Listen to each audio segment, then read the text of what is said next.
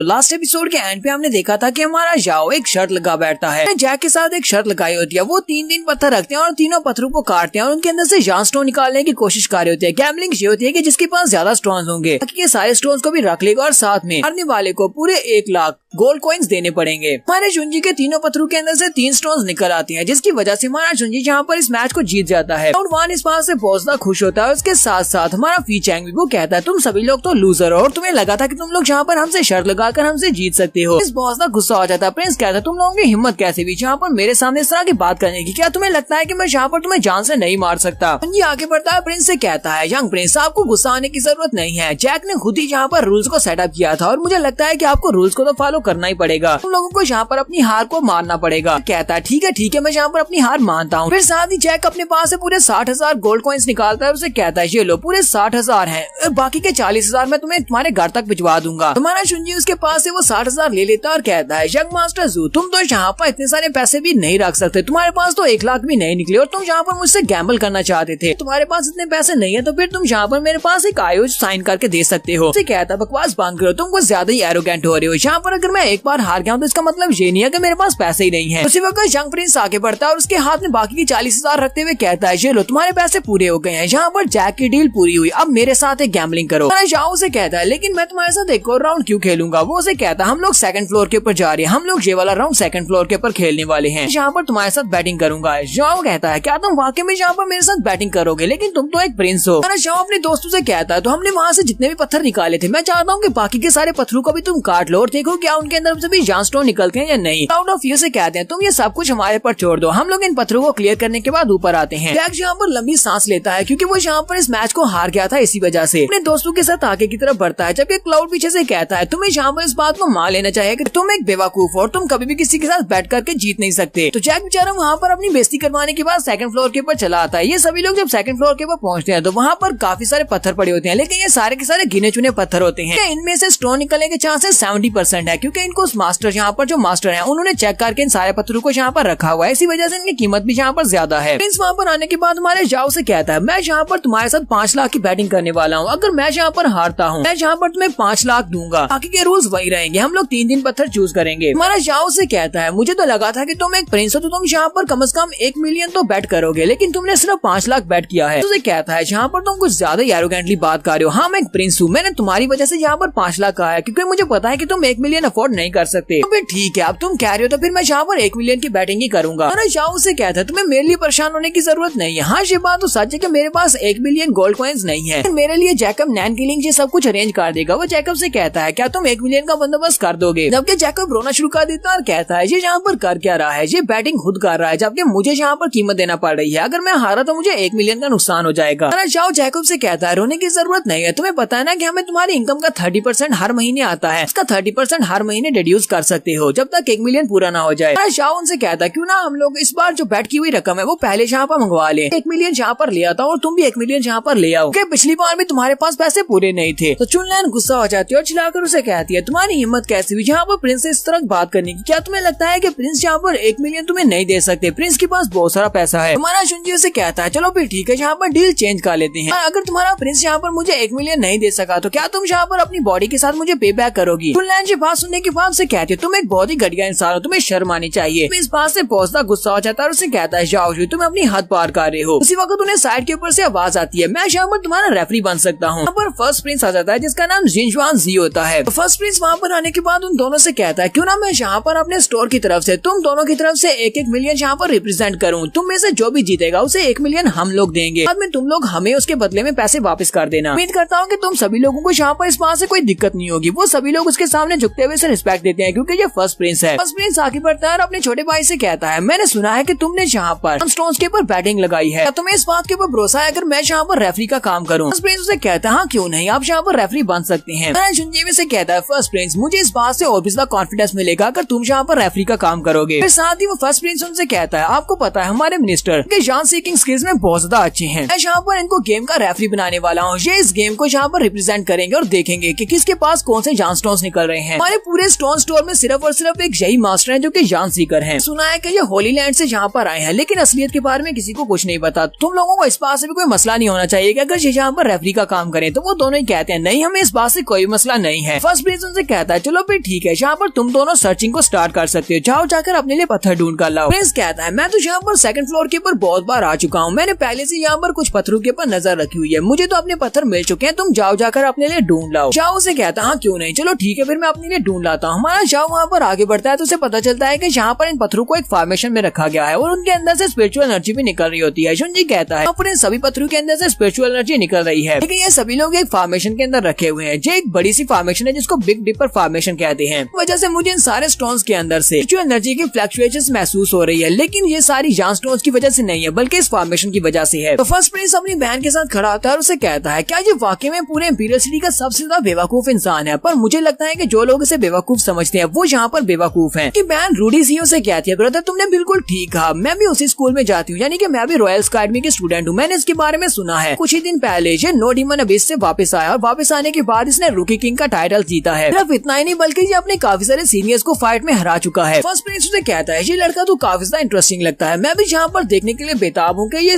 बड़ी सी big dipper formation के अंदर से कौन कौन से पत्थरों को चूज करेगा। हमारा जुनजी कहता है इस बड़ी सी बिग डिपर फॉर्मेशन के अंदर अगर मैं किसी पत्थर को उठाना चाहता हूँ तो मुझे यहाँ पर 7 स्टार को फॉलो करना होगा। अब क्योंकि मुझे इसकी डायरेक्शन के बारे में अच्छी तरह से पता है तो मैं यहाँ पर ज्यादा कंफ्यूज नहीं हूँगा। जुनजी वहीं पर खड़े खड़े अपनी स्पिरिचुअल एनर्जी को रिलीज करता है और उस फॉर्मेशन को तोड़ देता है। वो बड़ी आसानी से उस फॉर्मेशन को ब्रेक कर लेता है। पर फर्स्ट प्रिंस उसे कहता है मुझे ऐसा बिल्कुल भी नहीं लगा था कि तुम्हें यहाँ पर 7 स्टार फॉर्मेशन को तोड़ना आता होगा, कि तुम यहाँ पर जान सीकिंग स्किल्स को मास्टर कर रहे हो। जुनजी उसे कहता है योर हाइनेस मैंने यहाँ पर सिर्फ और सिर्फ स्किल को रीड करना स्टार्ट ही किया है, मुझे मेरे पास ज्यादा कोई मास्टरी नहीं है। फर्स्ट प्रिंस उसे कहता है तो लड़के मुझे ये बताओ कि यहाँ पर तुम्हें क्या लगता है कि इन सारे पत्थरों में से किसके अंदर जान स्टोन हो सकता है? जुनजी कहता है वैसे तो मैंने इन सभी को अभी तक केयरफुली ऑब्जर्व नहीं किया। फर्स्ट प्रिंस उसे कहता है क्यों ना मैं यहाँ पर तुम्हारे लिए इनको एनालाइज करके बताऊं। वो उसे कहता है चलो मैं तुम्हें इस पत्थर के बारे में बताता हूँ। वो उसे कहता है वो सामने वाले पत्थर को देखो, वो एक इंसान की शेप का पत्थर है, क्योंकि इंसान की शेप की पत्थर का है इसी वजह से मुझे लगता है कि वो काफी ज्यादा एंशिएंट है और उसके अंदर जान स्टोन होने के चांसेस 70% है। साथ वाले पत्थर के बारे में उसे बताता है वो एक माउंटेन पीक की तरह का दिखाई दे रहा है, वो भी काफी ज्यादा एंशिएंट पत्थर लगता है। लगता है कि उस बड़े से पत्थर के अंदर भी जान स्टोन होने के चांसेस 70% है। प्रिंसेस रोडी सी अपने भाई से कहती है ब्रदर तुम तो यहाँ पर कह रहे हो कि हर एक पत्थर के अंदर जान स्टोन होने की चांसेस 70% है, तो फिर ये बेचारा यहाँ पर पत्थर को चूज कैसे करेगा? हमारा जुनजी उसकी बात सुनने के बाद प्रिंसेस की तरफ देखता है तो वो देखकर शर्माना शुरू कर देता है और कहता है ये तो बहुत ज्यादा खूबसूरत है। फिर साथ ही वो अपने आप से कहता है नहीं मैं यहाँ पर किसी और लड़की के बारे में कैसे सोच सकता हूँ, अभी इस वक्त मून पता नहीं किस हाल में होगी, शूरा क्लैन के लोग उसे उठाकर ले गए थे, मुझे उसे बचाना होगा। फर्स्ट प्रिंस कहता है मैं तो यहाँ पर सिर्फ और सिर्फ गैस कर रहा हूँ, आखिरी फैसला तो जाओजी का होने वाला है कि वो कौन से पत्थरों को चूज करेगा। ये कहता है योर हाइनेस जबकि आपने यहाँ पर मुझे एडवाइस दिया है अब मुझे लगता है कि मैं यहाँ पर आसानी से पत्थरों को चूज कर सकता हूँ। फर्स्ट प्रिंस उसे कहता है तो फिर मुझे बताओ कि तुम यहाँ पर कौन से पत्थर को चूज करने वाले हो। हमारा जुनजी सामने की तरफ इशारा करता है एक बड़े से पत्थर की तरफ और कहता है मुझे वो बड़ा पत्थर चाहिए। तो फर्स्ट प्रिंस उसे कहता है क्या तुम वाकई में इस बारे में श्योर हो कि तुम्हें यही वाला पत्थर चाहिए? लेकिन इस पत्थर के अंदर जान स्टोन होने के चांसेस सिर्फ 50% हैं, बाकी के 6 स्टोन्स के अंदर से भी तो किसी को चूज कर सकते हो।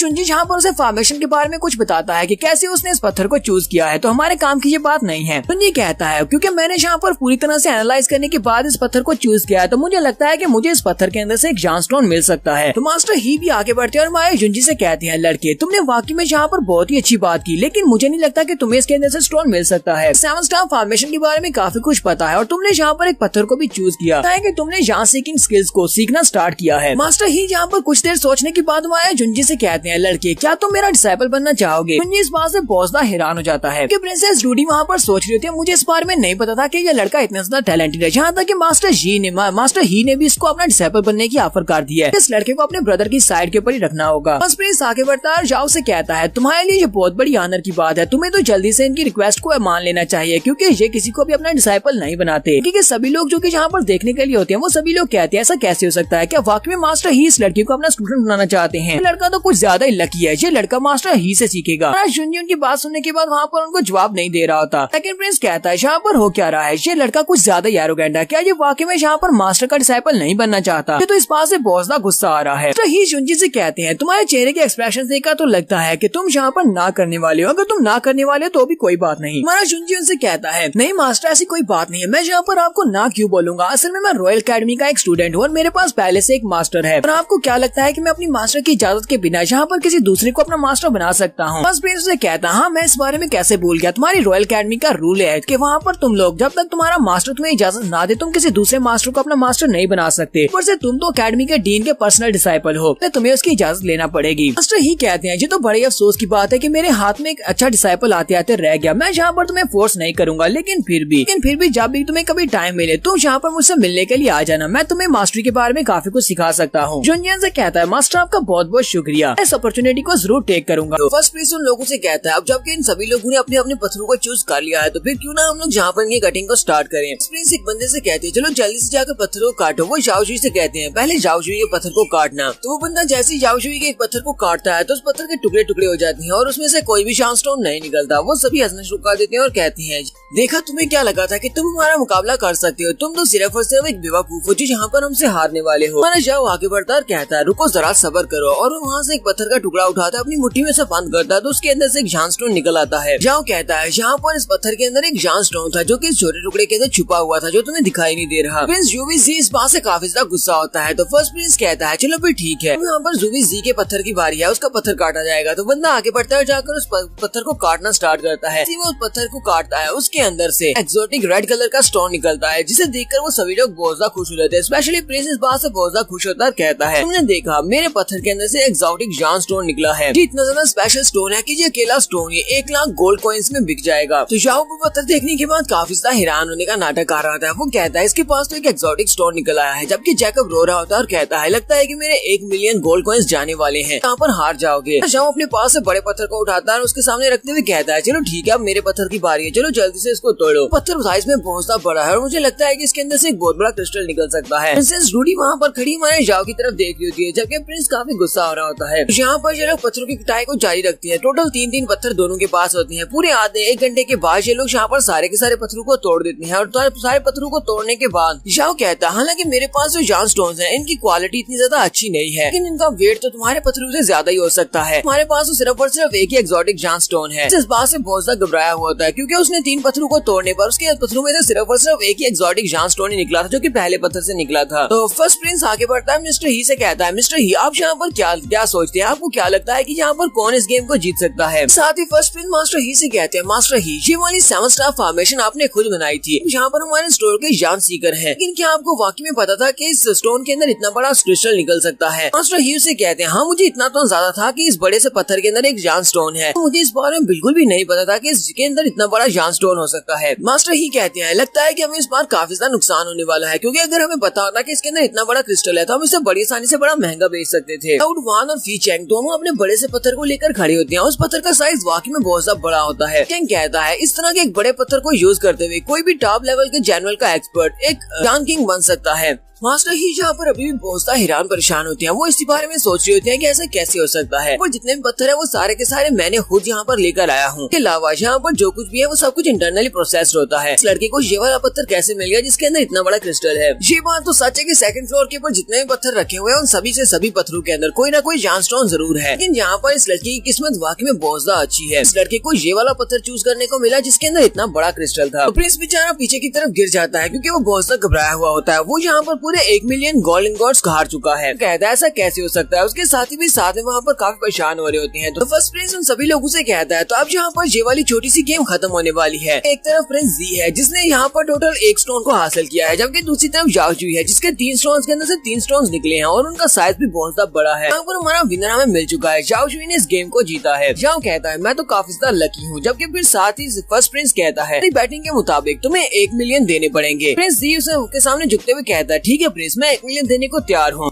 और साथ ही फर्स्ट प्रिंस कहता है और तुम्हारे पास जो एक्सोटिक स्टोन जो तुम्हारे पत्थरों के अंदर से निकला है गेम के रूल्स के मुताबिक वो वाला एक्सोटिक स्टोन भी हमारे जाओजुई को मिलेगा। हमारी तरफ से 1 मिलियन हम लोग जाओजुई को अभी पे कर देंगे और तुम्हें बाद में हमारे स्टोन हाउस को 1 मिलियन पे करने होंगे। उसकी बात सुनने के बाद कहता है ठीक है योर हाइनेस हम लोग कर देंगे और अपने साथियों को लेकर वहाँ से चला जाता है। क्योंकि जाओ पीछे से मजाक उड़ाते हुए उन सभी से कह रहा होता है मैंने तुम्हें पहले से कहा था कि यहाँ पर पैसों का बंदोबस्त कर लो, पैसे किसी से उधार मांगना ये बहुत बड़ी शर्मिंदगी की बात है। अब देखो तुम्हें यहाँ पर पैसे उधार मांगने पड़े हैं। तुम्हारा जाओ भी यहीं पर खड़ा होता है कि उसके सामने एक बड़ा सा बंदा आकर खड़ा हो जाता है और उसे गुस्से के साथ कहता है, लड़के क्या तुम मुझे अपना जान स्टोन बेचोगे? मास्टर ही उसे कहते हैं, कमांडर टाइलर आप इस लड़के को बहुत ज्यादा डरा रहे हैं, प्लीज इसको डराइए तो मत। लोग भी इस लड़के के पास से उस बड़े क्रिस्टल को वापस खरीदना चाहते हैं ताकि हम लोग उसे अच्छे से प्रोसेस करके बेच सके। कमांडर टाइलर उसे कहते हैं, मास्टर ही तुम्हारे पास यहाँ पर बहुत सारे जान स्टोन हैं, यहाँ पर कोई भी जान स्टोन की शॉर्टेज नहीं है, लेकिन मुझे बहुत ज्यादा जरूरी चाहिए, मुझे क्रिस्टल चाहिए अपनी कल्टीवेशन के लिए। तो फिर ये सभी लोग वहाँ से बाहर निकलते हैं और बाहर आकर अपने लिए ड्रिंक्स बनाते हैं और वहाँ पर बैठकर पी रहे होते हैं, जबकि प्रिंसेस वहाँ पर बैठी है जिधर बुझा रही होती है ताकि वहाँ पर उन सभी का मूड बना सके। कमांडर टाइलर भी इनके साथ ही होता है, मास्टर ही भी वहीं पर होता है और हमारे जाओ को ये लोग वहीं पर बिठाते हैं। फर्स्ट प्रिंस वहाँ पर बैठते हुए मैंने जाओ को इंट्रोड्यूस करवाता है। कमांडर टाइलर को बताता है कि इसका नाम जाओ जुई है, जनरल लॉन्ग वू का दामाद भी है और वो तीनों के तीनों जाओ स्टोन लड़के की मालकियत में है। अगर तुम चाहो तो इस लड़के से निगोशिएट कर सकते हो, ये इस लड़के के ऊपर डिपेंड करता है कि वो जान स्टोन को किन्हें बेचेगा, हमें बेचेगा या तुम्हें बेचेगा। कमांडर टाइलर जैसे ये वाली बात सुनते हैं कि लॉन्ग फैमिली का दामाद है, वो जल्दी से कहते हैं, लड़के मैंने कुछ सुना है, मैंने सुना है कि कल रात तुम्हारी फैमिली पर शूरा किंग ने अटैक किया था, तुम्हारी वाइफ मून को अपने साथ उठाकर ले गए हैं। ये कहता हाँ आपने ये बात बिल्कुल ठीक सुनी है, मेरी वाइफ को शूरा क्लैन के लोग उठाकर ले गए हैं। कमांडर टाइलर कहते हैं आजकल के गार्ड्स तो बिल्कुल बेकार होते जा रहे हैं, ये गार्ड्स शूरा किंग को यहाँ पर आने से रोक नहीं सके। शूरा क्लैन के मेंबर्स यहाँ पर लॉन्ग फैमिली के घर में घुस आए और तुम्हारी वाइफ को उठाकर ले गए, लेकिन हमारे इंपीरियल गार्ड्स कुछ भी नहीं कर पाए। कहीं पर एक और मिनिस्टर आते हैं, वो मिनिस्टर दूसरी कहते हैं, मैंने सुना है एनर वू लॉन्ग की जो ग्रैंड डॉटर है वो शूरा क्लैन के साथ मिली हुई है, या फिर ऐसा कह ले कि वो उनके डिसेंडेंट है, इसी वजह से शूरा क्लैन के लोग उसे यहाँ से लेने के लिए आए हैं। उस मिनिस्टर का नाम ज़्यूफेंग चाई होता है। ज़्यूफेंग चाई वहाँ पर आता और कहता है, तो मुझे बताओ क्या ये वाकई में सच है या फिर झूठ है? जी उठकर खड़ा हो जाता है, गुस्से के साथ से कहता है, तुम यहाँ पर किस तरह की बात कर रहे हो? चाहे तुम्हें इस तरह की बात बिल्कुल भी नहीं करनी चाहिए जिसका तुम्हारे पास कोई सबूत नहीं हो। तुम्हारे पास इस बात का कोई सबूत है? मिनिस्टर चाय उसे कहते हैं, मैंने अभी भी इस बारे में सुना है, इसलिए मैं यहाँ पर आकर तुम्हारे सामने ये बात कर रहा हूँ। सभी लोग बाहर जो लोग हैं वो सभी लोग इस तरह की बातें कर रहे हैं। एंड डॉटर ऑफ जनरल वू वो उन लोगों के साथ मिली हुई है, शूरा क्लैन के साथ मिली हुई है। गुस्से के साथ से कहता है, मिनिस्टर चाई अब यहाँ पर मेरी लॉन्ग फैमिली के ऊपर इल्जाम लगा रहे हैं कि मेरी लॉन्ग फैमिली शूरा क्लैन के साथ मिली हुई है। यहाँ पर हमारा जाओ उसे काफी सारी खरी खरी सुना देता है। वो उसे कहता है, मेरे ग्रैंडफादर ने फ्रंटियर फाइट के में बहुत सा हिस्सा लिया था, वो वहाँ पर जनरल की तरह लड़े थे। उस फाइट की वजह से एम्परर ने उन्हें जनरल वू लॉन्ग का हिताब दिया था और उसके बाद अब मेरे ससुर जी इस वक्त फ्रंटियर के ऊपर जाकर फाइट कर रहे हैं। साथ में मेरे दो अंकल्स, उनमें से एक तो क्रिपल होकर बिस्तर के ऊपर पड़े हैं, वो भी बहुत ही अच्छे मार्शल थे। दूसरे अंकल अपनी जान गंवा चुके हैं। तुम्हें लगता है कि हमारी फैमिली जो कि हमेशा से इंपीरियल सिटी के लिए यहाँ पर फाइट करती आ रही है, क्या मेरी फैमिली ऐसा इस तरह का कोई काम कर सकती है? क्या तुम्हें लगता है कि हम लोग शूरा क्लैन के साथ मिले हुए हैं? फैमिली के लोग वहाँ पर आर्मी का हिस्सा बनकर जंग में हिस्सा ले रहे हैं और वहाँ पर तुम सभी लोगों को बचाने के लिए अपनी जान गंवा रहे हैं, जबकि तुम लोग यहाँ पर गैस लगाकर लोगों की बातें सुनी सुनाई बातें कहकर पर मेरी फैमिली के ऊपर इल्जाम लगा रहे हो। प्रिंसेस रूडी सी भी उन लोगों से कहती है, हाँ ये बात तो वाकई में सच है कि जनरल वू लॉन्ग ने बहुत सारे शूरा क्लैन के मेंबर्स को मारा है। क्लैन के मेंबर्स जितने ज्यादा इन लोगों ने मारे हैं किसी ने भी नहीं मारे होंगे, इसलिए मुझे नहीं लगता कि यहाँ पर लॉन्ग फैमिली को इस तरह का इल्जाम दिया जा सकता है कि वो शूरा क्लैन के साथ मिले हुए हैं। तो मिनिस्टर चाय को भी समझ आ जाती है कि उसने यहाँ पर गलती कर दिया। वो जल्दी से उनके सामने झुक जाता है और फर्स्ट प्रिंस से कहता है, प्लीज मुझे माफ कर दे, मेरा ये मतलब बिल्कुल भी नहीं था। मैं तो यहाँ पर ये वाली बात कर रहा था कि बाहर लोग ये सारी बातें कर रहे हैं, इसलिए वजह से मैंने तुम्हारे सामने ये वाली बात कर दी। प्रिंस उसे कहते हैं, बस बहुत हो गया। प्रिंस भी उसे कहता है, मिनिस्टर चाय मुझे लगता है कि तुम्हें यहाँ पर लॉन्ग फैमिली के ऊपर ये वाला इल्जाम नहीं लगाना चाहिए था। मैं इस बात को अपने फादर को जरूर रिपोर्ट करूंगा, एम्परर को रिपोर्ट किया जाएगा, इसलिए अब तुम जहाँ से चले जाओ। वहीं पर अपना माथा रगड़ना शुरू कर देता और कहता है, फर्स्ट प्रिंस प्लीज मुझे माफ कर दे, मुझे पता है कि मैंने यहाँ पर गलती करती है, लेकिन मुझे इस बार माफी दे दे। प्रिंस कहता है, गार्ड जल्दी से यहाँ पर आओ, इसे यहाँ से ले जाओ। गार्ड्स वहाँ पर आते हैं और उसे उठाकर वहाँ से ले जाते हैं। मिनिस्टर चाय के वहाँ से उठाकर ले जाने के बाद कमांडर टाइलर वहाँ पर हंसना शुरू कर देते हैं और कहते हैं, लड़के तुम तो वाकई में लॉन्ग फैमिली के दामाद होने के लायक हो, तुमने उनकी फैमिली का दामाद होने का हक अदा कर दिया, तुमने यहाँ पर साबित कर दिया कि तुम वाकई में बहुत ज्यादा जीनियस हो। फर्स्ट प्रिंस हमारे जाओ से कहता है, जाओ चलो एक टोस्ट मेरी तरफ से हो जाए, मैं इस वाकये को जाकर अपने एम्परर को जरूर रिपोर्ट करूंगा।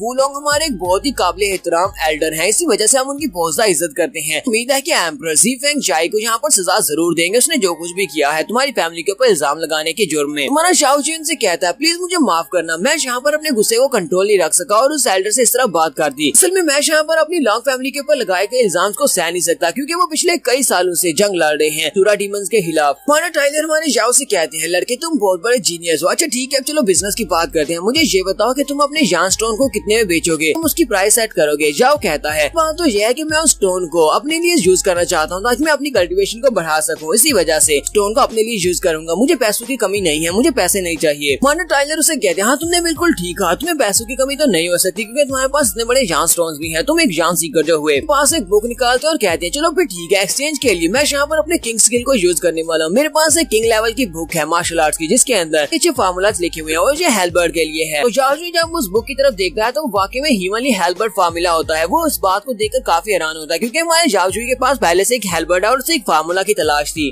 टाइलर उसे कहते हैं तो तुम्हें एक तो ये वाली किंग लेवल की बुक मिलेगी जिसे तुम मार्शल आर्ट्स की टेक्निक को मास्टर कर सकते हो, दूसरा मैं तुम्हें साथ में पूरे 1 मिलियन गोल्ड कॉइन्स भी पे करूंगा। मुझे लगता है कि इतना काफी रहेगा, क्या तुम्हारे जॉनस्टोन की इतनी कीमत काफी रहेगी? हमारा शाह उसे कहता है हाँ ठीक है, चलो फिर ठीक है, मैं तुम्हारे साथ सौदा करने को तैयार हूँ। यहाँ पर ड्रिंक करने के बाद काफी देर गुजरने के बाद शाम का वक्त होता है। शाम के वक्त हमारा शाह कहता है फर्स्ट प्लीज मुझे माफ करना, मुझे वापस जाना पड़ेगा। फर्स्ट प्लीज कहता है मुझे आज यहाँ पर बहुत ज्यादा मजा आया लेकिन अफसोस कि तुम्हारे पास टाइम बहुत ज्यादा कम है। फिर किसी दिन तुम हमारे स्टोर में आते हो तो यहाँ पर गैम्बलिंग करने के लिए, तो प्लीज मुझे बताना, मैं तुम्हें यहाँ पर पूरी तरह से कंपनी करूंगा। तो जाओ उसे कहता है हाँ मैं भी उम्मीद करता हूँ कि मैं फ्यूचर में यहाँ पर जरूर आऊंगा। जब मैं अगली बार यहाँ पर आऊंगा तो फिर यहाँ पर बैठकर खूब सारी बातें करेंगे और अपनी स्किल्स के बारे में भी डिस्कस करेंगे। फर्स्ट प्रिंस ने कहता है चलो फिर ठीक है, ये एक डील है। बूढ़ी सीईओ से कहती है जाओजुई क्या तुम वापस स्कूल जाने वाले हो? मैं भी वापस रॉयल अकेडमी में जाना चाहती हूँ, क्या तुम मुझे भी अपने साथ ले चलोगे? हम सभी लोग एक साथ चलते हैं। टैको इसके साथ फीचेंग और साथ क्लाउड वन, वो तीनों इस बात सुनने के बाद बहुत ज्यादा हैरान हो जाते हैं जबकि प्रिंस भी इसी तरफ ही देख रहा होता है। हमारा शाह कहता है लेकिन प्रिंसेस आप मेरे साथ कैसे जा सकती हैं, आप तो एक प्रिंसेस हैं। बस प्रिंस से कहता है कोई बात नहीं, तुम इसे अपने साथ ले जाओ, अगर ये तुम्हारे साथ जाना चाहती है तो फिर ठीक है, ये तुम्हारे साथ जा सकती है। ऐसे भी एक प्रिंसेस है, प्रिंसेस को कौन नुकसान पहुंचा सकता है? प्रिंस हमारे शाह से कहता है ठीक है, तुम मेरी बहन को एस्कॉर्ट करके वापस लेकर जाओगे, इसे स्कूल में जाकर छोड़ देना। शाह कहता है ठीक है योर हाइनेस, मैं तो आपकी बहन को अपने साथ लेकर जाता हूँ। और प्रिंसेस से कहता है प्रिंसेस प्लीज मेरे साथ आओ, और ये दोनों जाकर बग्गी में बैठ जाते हैं। तो इनकी घोड़ा गाड़ी बड़ी स्पीड से भागती हुई जा रही होती है। ये लोग वापस रॉयल अकेडमी की तरफ जा रहे हैं जबकि हमारे मंकी को भी दिखाते हैं। मंकी उस छोटे काले घोड़े के ऊपर बैठा होता है। काला घोड़ा तो बाकी में बहुत ही साइज में छोटा है, इसी वजह से बाकी घोड़े से पीट रहे थे। तो ये सभी लोग हंसते मुस्कुराते हुए वापस अपनी रॉयल अकेडमी की तरफ आ रहे होते हैं कि हमारा क्लाउड वन अभी भी यहाँ पर बहुत ज्यादा उदास होता है और फीचरिंग से कहता है जरा मेरी तरफ देखो तो सही, मेरी शक्ल कितनी ज्यादा खूबसूरत है, मैं कितना ज्यादा टैलेंटेड भी हूँ। ठीक है कि जाओजुई मुझसे थोड़ा बहुत ज्यादा हैंडसम है और उसके पास मुझसे ज्यादा थोड़े बहुत स्किल्स हैं। इस बात का मतलब ये तो नहीं है कि सारी की सारी खूबसूरत लड़कियां जाओजुई के पास चली जाएं, ये तो मेरे साथ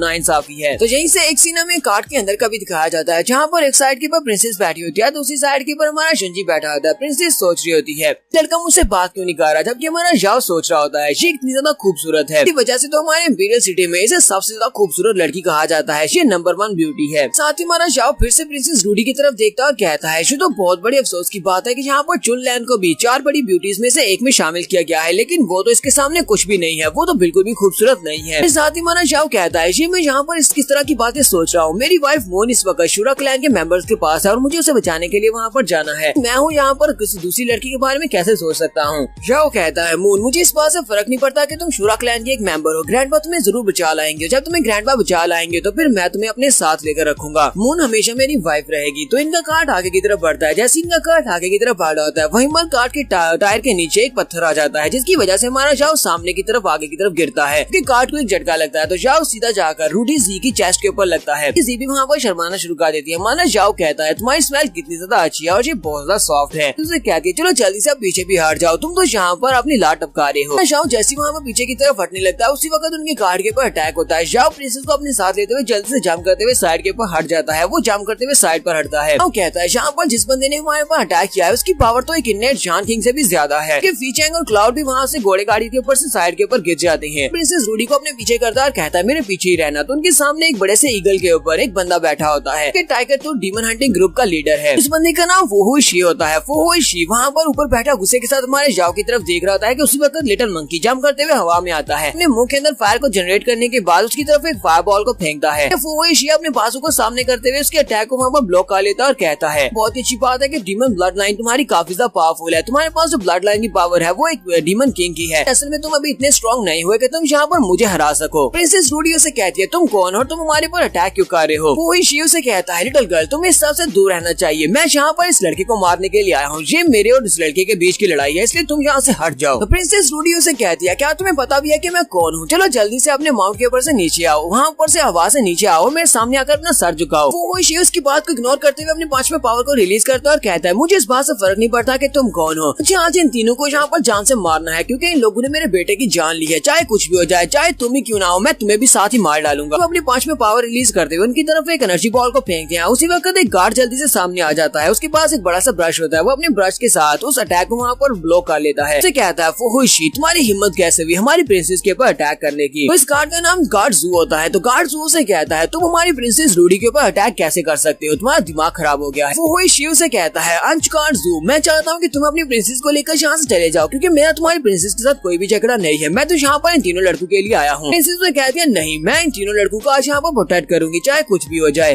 जू भी उसे कहते हैं वो हुई शी, तुम्हें यहाँ से वापस जाना होगा। प्रिंसेस के साथ ये लड़के अकेडमी में पढ़ते हैं, ये प्रिंसेस के जूनियर स्टूडेंट्स हैं, इसी वजह से ये इसके दोस्त हैं। मैं तुम्हें इन्हें बिल्कुल भी नुकसान पहुंचाने नहीं दे सकता। जू से कहता है तुम्हें अच्छी तरह से पता है कि तुम एक डेजर्टर हो, यानी कि तुम एक भगोड़े हो, तो यहाँ पर पकड़कर जेल में बंद करना चाहिए। तुम्हें यहाँ पर जो आजादी मिल रही है उस आजादी को यहाँ पर छिनवाने मत दो। अगर प्रिंस को इस बारे में पता चल गया कि तुमने प्रिंसेस के ऊपर अटैक किया है तो वो तुम्हें हर कोने से ढूंढ कर तुम्हें दोबारा बंदी बना लेंगे। वो हुई शी यहाँ पर किसी भी बात को सुनने को तैयार नहीं होता। वो उसे कहता है गार्डजू, मैंने तुम्हें कहा ना कि तुम अपनी प्रिंसेस को लेकर यहाँ से जा सकते हो, ये तीनों यहाँ से नहीं जा सकते, चाहे कुछ भी हो जाए। मैं इन तीनों को आज यहाँ पर मार कर ही रहूंगा। तीनों तो मेरे हाथ से जरूर मरेंगे, क्योंकि गैंगस्टर मेरा इकलौता बेटा था, उसके अलावा मेरा कोई भी बेटा नहीं है, तो मुझे अपने बेटे की मौत का बदला लेना ही पड़ेगा। तो फिर से इनके ऊपर अटैक करने के लिए आगे बढ़ता है। गार्ड जू से कहता है तुम्हारी हिम्मत कैसे हुई फिर से प्रिंसेस के ऊपर अटैक करने की, तुम्हें यहाँ पर कीमत चुकाना पड़ेगी और तुम्हें अपनी जान देना पड़ेगी। गार्ड भी जल्दी से जंप करते हुए ऊपर चला जाता है। गार्ड जू अपनी पावर को रिलीज करते हैं, जबकि दूसरी तरफ से फू हुई शी अपनी पावर्स को रिलीज करता है। वो दोनों ही एक दूसरे के ऊपर अटैक करते हैं। अंजलि उसके अटैक को वहाँ पर ब्लॉक नहीं कर पाते और वो अटैक सीधा हमारे जाओशू की तरफ आगे बढ़ता है। प्रिंसेस रूडी चिल्लाकर उसे कहती है गार्ड जू प्लीज इनकी मदद करो। गार्ड जू कहता है अब काफी ज्यादा देर हो चुकी है, मैं नीचे आकर इसकी मदद नहीं कर सकता। तो वो स्ट्राइक जैसी हमारे जाओ के साथ टकराने लगती है। उसी वक्त उसके सामने कमांडर टाइलर आकर खड़े हो जाते हैं, अपने हाथ को सामने करते हुए उस अटैक को वहाँ पर ब्लॉक कर लेते हैं। ये देखकर तो फू शी भी काफी ज्यादा घबरा जाता है और कहता है ये यहाँ पर कौन आ गया जिसने मेरे अटैक को ब्लॉक कर लिया, कहीं निकोलस लॉन्ग तो यहाँ पर नहीं आ गया। कमांडर टाइलर के अटैक की वजह से फू शी भी अपने माउंट के ऊपर से नीचे गिर आता है। वो नीचे उतर आता है और सामने की तरफ देखता है और कहता है लॉर्ड टाइलर तुम यहाँ पर क्या कर रहे हो, इस बात का क्या मतलब है, क्या तुम मेरे खिलाफ फाइट करने वाले हो। कमांडर टाइलर पीछे की तरफ मुड़ जाते हैं और उसे कहते हैं यहाँ से दफा हो जाओ, अगर तुम अभी नहीं गए तो फिर मैं तुम्हें मार डालूंगा। कमांडर टाइलर क्योंकि बहुत ज्यादा पावरफुल इंसान है, इसी वजह से वो शी भी जल्दी से जंप करते हुए वहाँ से चला जाता है और कहता है जाओ जी तुम बस इंतजार करना, तुम्हारी मौत बहुत ज्यादा करीब है, बहुत ही जल्दी मैं तुम्हें मारने के लिए दोबारा वापस जरूर आऊंगा। जाओ जी कमांडर टाइलर से कहता है कमांडर टाइलर आपका बहुत बहुत शुक्रिया जो आपने यहाँ पर आकर मेरी जान बचा ली। कमांडर टाइलर से कहते हैं कोई बात नहीं, इसे बस रिपेमेंट ही समझ लो कि मैंने तुमसे तुम्हारे जान स्टोन्स खरीदने के बदले में यहाँ पर तुम्हारी मदद कर दी है, तुम्हें यहाँ पर मुझे थैंक यू बोलने की जरूरत नहीं है। अगर मैं तुम्हें यहाँ पर सच्ची बताऊं तो जब तुम वहाँ पर से ब्रिज के पास से बाहर निकले थे अपनी कार में बैठकर यहाँ पर आ रहे थे तो मुझे महसूस हो गया था कि कोई ना कोई तुम्हारा पीछा कर रहा है। मैंने अभी के लिए तो इसे यहाँ से भगा दिया है, लेकिन मुझे लगता है कि वो दोबारा तुम्हारे पर अटैक करने के लिए जरूर आ सकता है। मैं चाहता हूँ कि तुम जल्दी से जल्दी रॉयल अकेडमी में वापस चले जाओ, जितनी जल्दी तुम रॉयल अकेडमी में पहुंचोगे उतनी जल्दी तुम्हारे लिए सेफ हो जाएगा कि तुम उससे बच पाओगे। रूडी हमारे जाओ से पूछती है मुझे ये बताओ कि तुमने यहाँ पर इस बंदे को कैसे ऑफेंड कर दिया। उसे कहता है क्या इस बंदे की बैकग्राउंड बहुत ज्यादा पावरफुल है। प्रिंसेस रूडी उसे फूही शी के बारे में बताती है। वो उसे कहती है कभी ये हमारी इंपीरियल आर्मी का एक सोल्जर हुआ करता था और ये बहुत ही टॉप क्वालिटी का सोल्जर था, लेकिन बाद में कुछ ऐसा हुआ कि इसने आर्मी को छोड़ दिया। इसने आर्मी को इसलिए छोड़ दिया क्योंकि वहाँ पर इसके बहुत सारे लोग मारे गए थे। आर्मी को छोड़ने की वजह से इसके बहुत सारे लोग मारे गए, इसी वजह से ये भगोड़ा हो गया और उसके बाद से इसने अपना एक ग्रुप बना लिया, उसको इसने टाइगर तो डीमन हंटिंग ग्रुप का नाम दिया। ये मास्टर इस वक्त अपनी इनेट जान किंग के पीक लेवल पर है, इसी वजह से ये बहुत ज्यादा पावरफुल है। क्या उसकी सारी बात सुनने के बाद कहता है नो डीमन एबिस में इसका बेटा गांगशी, उसने बार-बार मेरे पर अटैक किया और मुझे और मेरे दोस्तों को मारने की कोशिश की, पास और कोई भी रास्ता नहीं था, इसी वजह से मुझे उस लड़के को मारना पड़ा और मैंने उस लड़के को मार दिया। ऐसे तो ये काफी लंबी स्टोरी है, अगर तुम सुनना चाहती हो तो हम लोग रास्ते में इस बारे में बात कर सकते हैं, मैं रास्ते में तुम्हें सारी कहानी सुना दूंगा। वो उसे कहती है हाँ क्यों नहीं, चलो भी ठीक है आगे बढ़ते हैं। शाह उसे कहता है ये बंदा मुझे मारना चाहता है, लेकिन एक दिन देखना मैं इनके पूरे के पूरे टाइगर तो डीमन हंटिंग ग्रुप को डिस्ट्रॉय कर दूंगा ताकि दोबारा कभी मेरे लिए कोई मुश्किल क्रिएट ना हो। तो जहाँ से नेक्स्ट सीन में रॉयल स्कूल का दिखाया जाता है। हमारा शाह प्रिंसेस रूडी के साथ गप्पे लगाता हुआ स्कूल के अंदर चलता हुआ जा रहा होता है ताकि वो प्रिंसेस को उसके रूम तक छोड़कर आ सके। फीचेंग और क्लाउड भी उसके पीछे पीछे होती है, जबकि वहाँ पर जितने लड़के होते हैं वो सभी लोग जो देखते बहुत ज्यादा हैरान हो जाते हैं, बातें करना शुरू कर देते हैं। वो लोग कहते हैं ये तो याओ जुई है, इस बार वो देखो किसके साथ वापस आया, वो तो रूडी जी के साथ आया है। सेवंथ प्रिंसेस उसके साथ कितनी ज्यादा अच्छी हंस हंस कर बातें कर रही है कि जो दोनों एक दूसरे के काफी अच्छे दोस्त बन चुके हैं। तो सुना था कि प्रिंसेस रूडी किसी भी लड़के को यहाँ पर भाव नहीं देती, वो किसी लड़के से ठीक तरह से बात भी नहीं करती, लेकिन याओ जुई के साथ इस तरह बात कैसे कर सकती है। और तो बहुत सारे ऐसे डिसाइपल्स हैं जो कि प्रिंसेस रूडी को पसंद करते हैं। मुझे लगता है कि याओ जुई बहुत बड़ी मुश्किलें पड़ने वाला है, वो सभी लोग अपना सारा गुस्सा याओ जुई के ऊपर ही उतारेंगे। और स्पेशली हमने टॉप 10 के लड़कों में से ज़ूमिंग के बारे में सुना है कि वो लड़का प्रिंसेस रूडी को बहुत ज्यादा पसंद करता है। वो लड़का अगर याओ जुई से फाइट करेगा तो वो इसे बहुत ही बुरी तरह से पीटने वाला है। याओ गुस्से के साथ चिल्लाकर उन सभी लोगों से कहता है तुम सभी लोग यहाँ पर जेलस होकर किस तरह की बातें कर रहे हो। वो प्रिंसेस से कहता है मुझे यहाँ पर इस सब की आदत नहीं है, चलो जल्दी यहाँ से निकलते हैं। और ये दोनों चलते हुए सीधे आगे निकल आते हैं। तुम्हारा याओ प्रिंसेस को उसके कोर्टयार्ड में छोड़ देता है और कहता है चलो ठीक है मुझे यहाँ से जाना है। प्रिंसेस से कहती है जरा रुको। प्रिंसेस से कहती है तो मुझे यहाँ पर एक सवाल का जवाब दो, रास्ते में 2 बार तुमने मेरे साथ फ्लर्ट करने की कोशिश की थी, ये बताओ कि क्या तुम वाकई ये सब कुछ करना चाह रहे थे। हाँ उसे कहता है ये तो सिर्फ और सिर्फ एक मिसअंडरस्टैंडिंग थी, मुझे लगता लगता है कि तुम्हें इस बारे में नहीं सोचना चाहिए और मुझे लगता है कि वो सिर्फ एक बार था। प्रिंसेस उसे कहती है लेकिन चाहे एक बार ही क्यों नहीं था, तुम मेरे ऊपर गिरे थे और तुम्हारी बॉडी मेरे साथ टच हुई थी। जाओ कहता है अच्छा ठीक है, तुम मुझे बताओ कि तुम्हें इसके बदले में क्या चाहिए। जैसे प्रिंसेस से बताने लगती है कि उसे इसके बदले में क्या चाहिए, वहीं पर उसकी टीचर सीटू चिंग आ जाती है। वो उसे कहती है जाओ तो तुम वापस आ गए। वापस आने के बाद तुम्हें नहीं लगता कि तुम्हें अपनी मास्टर से मिलने के लिए आना चाहिए था? बताया कि तुम यहाँ पर खूबसूरत लड़कियां देखने के बाद अपनी मास्टर को भूल गए हो। तुम्हारा जुनजी उसकी तरफ देखता है और उसे कहता है मास्टर ब्यूटी, मैं बस अभी तुम्हारी तरफ ही आने वाला था, मैं बस प्रिंसेस को छोड़ा हूँ, उसके बाद तुम्हारे पास आता हूँ। प्रिंसेस रूडी भी वहाँ पर हंसना शुरू कर देती है और उन दोनों से कहती है अच्छा ठीक है, अब तुम दोनों यहाँ पर मास्टर डिसाइपल आपसे बात कर लो, मैं यहाँ से जा रही हूँ। साथ ही वो जाने से पहले हमारे जाओ से कहती है उनके बीच में जो अकाउंट सेटल होने के लिए रह गया है उसके बारे में तुम्हें फिर से बात करूंगी, उनके बाद मैं तुमसे फिर से मिलने के लिए आऊंगी। क्योंकि जाओ से कहता है तो सिर्फ और सिर्फ एक गलत फहमी थी, तुम यहाँ पर मुझसे कौन सा हिसाब लेने वाली हो। कि वहाँ चले जाने के बाद हमारी मास्टर चिंग आगे बढ़ती है और उसे कहती है जाओ तुम यहाँ पर कर क्या रहे हो, मुझे पता है कि तुम्हारी शादी हो चुकी है, तुम्हारे पास पहले से एक वाइफ है, तो तुम यहाँ पर प्रिंसेस की पर देकर इस लाइनें क्यों मार रहे हो? लगता है कि तुम सभी मर्द एक जैसी होते हो, एक लड़की के साथ तो तुम्हारा जी बढ़ता ही नहीं है। जाओ से कहता है मास्टर मुझे वापस अपने रूम में जाना होगा क्योंकि मैं जख्मी हूँ, इसी वजह से मुझे रिकॉपरेट करने के लिए जाना पड़ेगा। तो मास्टर सीटू से कहती है क्या वाकई में तुम्हें चोट लगी है, दिखाओ मुझे तुम्हें कहाँ पर चोट लगी है। वो उसका हाथ पकड़ती है और कहती है मुझे देखने दो, सुना है कि लास्ट नाइट शूरा क्लैन के कुछ लोग आए थे और वो तुम्हारी वाइफ मून को उठाकर ले गए हैं, लगता है कि वहीं पर तुम्हारे साथ उनकी फाइट होगी, इसी वजह से तुम जख्मी हुए हो। अपने हाथ को पीछे खींच लेता है और उसे कहता है मास्टर तुम मेरे कुछ ज्यादा ही करीब हो, और साथ ही वो शर्माना शुरू कर देता है, कहता है मैं बिल्कुल ठीक हूँ, मैं जल्दी से वापस अपने रूम में जाता हूँ, वहाँ पर जाकर सेल्फ कल्टीवेट करता हूँ जिससे मैं जल्दी से अपने आप को दोबारा हील कर लूंगा, तुम्हें बिल्कुल परेशान होने की जरूरत नहीं है। मास्टर सीटू से कहती है अच्छा ठीक है, पर इस बात को याद रखना कि तुम्हें अपने रिवार्ड्स को कलेक्ट करने के लिए मेरे पास आना है। एक सीन 2 दिन के बाद का दिखाया जाता है। हमारा जाओ अपने रूम में बैठा होता है और बैठकर कल्टीवेट कर रहा है। जाओ कहता है तो फाइनली मैंने जहाँ पर अपनी पावर्स को दोबारा से हासिल कर लिया है और मैं वापस से अपनी पीक स्टेज के ऊपर पहुंच चुका हूँ। अब मुझे लगता है कि मैं बहुत ही जल्दी आर्यन स्टेज के पीक पर पहुंच सकता हूँ और उसके बाद जनरल स्टेज आएगी। साथ ही हमारे जाओ की नजर उस बुक के ऊपर पड़ती है जो कि वो लॉर्ड टाइलर से लेकर आया था। लॉर्ड टाइलर ने उसे एक स्पेशल फार्मूला दिया था जिसके अंदर हेल्बर्ट को यूज करने की टेक्निक्स लिखी हुई है। हमारा जाओ उस टेक्निक वाली बुक को ओपन करता है, फिर साथ ही वो अपनी हेल्बर्ट को उठाता है और कहता है चलो फिर ठीक है, अब इस फार्मूला को यहाँ पर मास्टर करके देखते हैं। मेरे पास सिर्फ 2 दिन का टाइम है, 2 दिन में मुझे सारे के सारे